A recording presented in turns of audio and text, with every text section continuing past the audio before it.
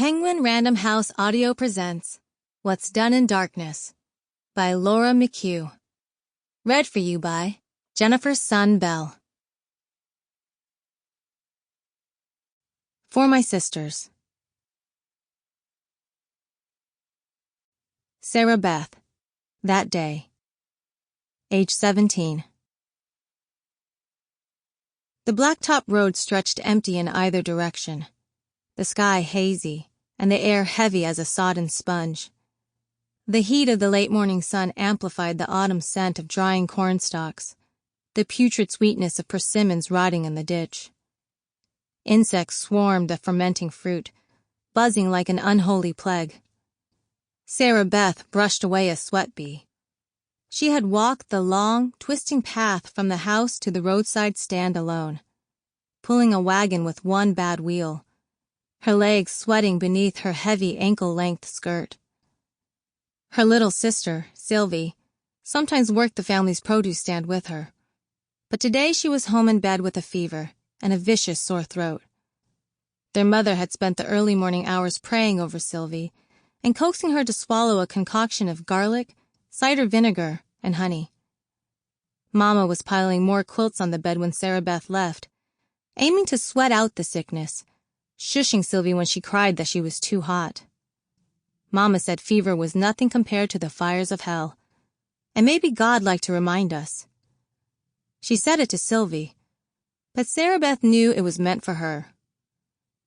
She was glad to get away from the house, away from her mother, and preparations for Saturday's dreaded birthday dinner. Much as she hated to see Sylvie sick, she hoped her sister's illness might force them to cancel. She'd been counting the days until her 18th birthday, because her father had promised that she could sign up for classes at the community college, where her older brother, Eli, was studying agriculture. She thought of it as her ticket out. Then, when the course catalog she'd been waiting for finally arrived over the summer, Mama chucked it into the trash. "You'll be too busy taking care of your husband," she'd said. "But I don't have a husband," Sarabeth had replied, and her parents had exchanged measured looks. Her father cleared his throat, a decisive rumble that swept aside all objections before he even began to speak. The man they'd chosen for her would be coming over for dinner on her birthday. She'd felt like kicking and screaming, but knew her father would dismiss her as hysterical. "You can't make me," she'd whispered instead. "I won't do it." Her mother's eyes had gone round with shock and then narrowed. Daddy had unbuckled his belt regretfully. He didn't enjoy whippings, though he felt they were necessary at times, like when one of the children was disrespectful or defiant. More often than not, that child was Sarabeth. Her flesh was still tender from the last time. The belt made a hissing sound as it slid out of the loops one by one. She should have seen it coming. Mama had been grooming her for this very thing for years, but she'd assumed that once she became an adult, she could make her own decisions. She'd move out, start a new life. She'd expected them to pressure her to stay in the church, to continue living at home, but somehow she hadn't expected them to force her into an arranged marriage against her will. Eli was sympathetic, but wouldn't argue on her behalf.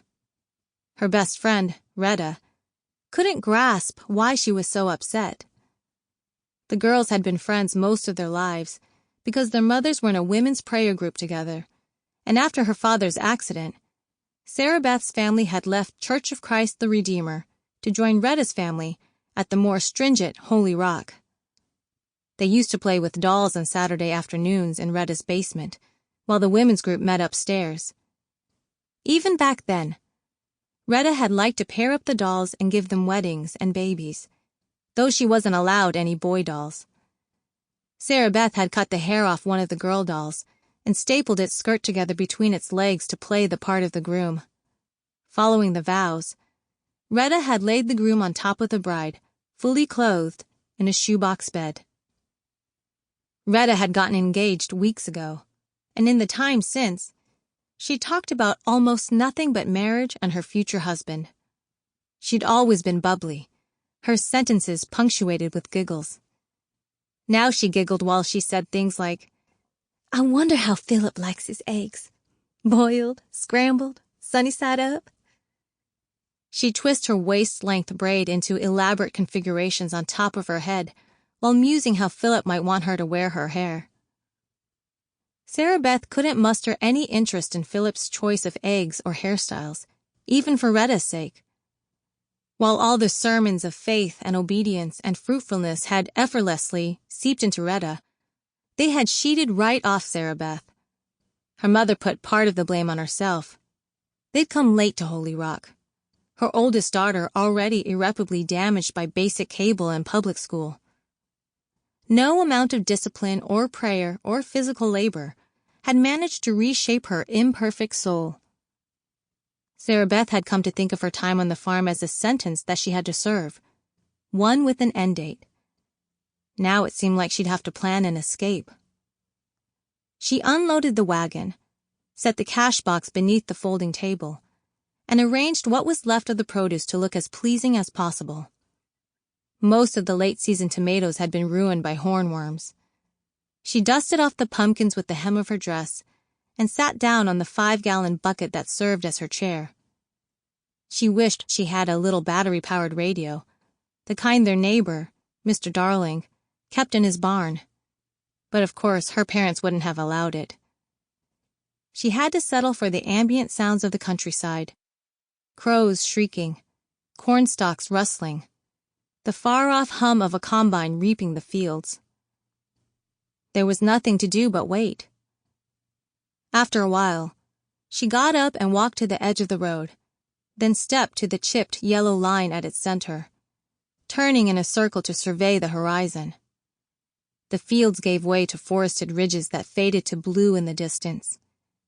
She wondered what would happen if she picked a direction and started walking. How far would she get? Would someone offer her a ride? Would she take it? The humming grew louder. Not a combine this time, but a car. Off to the west and moving closer. She tried to guess who might be inside.